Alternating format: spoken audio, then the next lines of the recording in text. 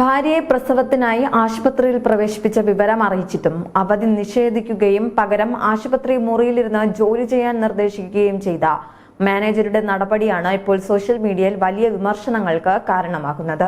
തൊഴിലിടങ്ങളിലെ മനുഷ്യത്വരഹിതമായ സമീപനങ്ങളും അതിരുകടന്ന ജോലി സമ്മർദ്ദവും എത്രത്തോളം ഉണ്ടെന്ന് വെളിപ്പെടുത്തുകയാണ് യുവാവ് റെഡ്ഡിറ്റിൽ പങ്കുവച്ച ഈ കുറിപ്പ്. തന്റെ ആദ്യത്തെ കുഞ്ഞിന്റെ ജനനത്തിനായി ഭാര്യയെ ആശുപത്രിയിൽ പ്രവേശിപ്പിച്ചതോടെയാണ് യുവാവ് 2 ദിവസത്തെ അവധിക്ക് മാനേജറോട് അപേക്ഷിച്ചത്. എന്നാൽ പ്രതീക്ഷിച്ച സഹാനുഭൂതിക്ക് പകരം അവധി നീട്ടിവെക്കാനോ അല്ലെങ്കിൽ ആശുപത്രിയിൽ ഇരുന്ന് ജോലി ചെയ്യാനോ ആയിരുന്നു മാനേജറുടെ മറുപടി.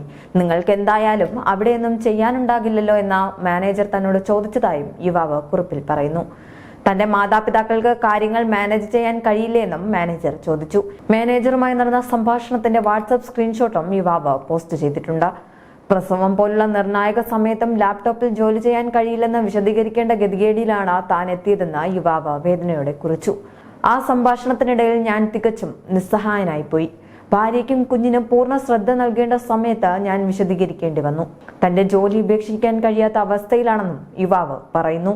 പുതിയ ഉത്തരവാദിത്വങ്ങൾ കൂടിക്കൂടി വരുന്ന ഈ സമയത്ത് കൂടുതൽ എതിർപ്പ് പ്രകടിപ്പിച്ചാൽ പിരിച്ചു വിടപ്പെടുമോ എന്ന് ഭയക്കുന്നുണ്ടെന്നും യുവാവ് കൂട്ടിച്ചേർത്തു. പ്രസവം പോലെയുള്ള പ്രധാനപ്പെട്ട കാര്യം ഉണ്ടാകുമ്പോൾ പോലും ജീവനക്കാർക്ക് വ്യക്തിജീവിതം ഉണ്ടാകരുതെന്ന് ഇന്ത്യൻ മാനേജർമാർ ഇപ്പോഴും എന്തിനാണ് ചിന്തിക്കുന്നതെന്നും യുവാവ് ചോദിക്കുന്നു. ഈ സംഭവം ജീവനക്കാർ അനുഭവിക്കുന്ന കടുത്ത തൊഴിൽ സമ്മർദ്ദത്തിന്റെ നേർചിത്രമാണ്.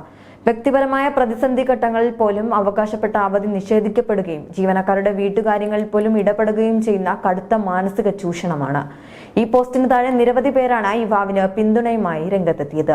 ജോലി എപ്പോഴും അവിടെ തന്നെ ഉണ്ടാകും. മാനേജർ പറയുന്നത് അവഗണിച്ച് ഭാര്യയുടെയും കുഞ്ഞിന്റെയും കൂടെ നിൽക്കൂ എന്നാണ് ചിലർ കുറിച്ചത്.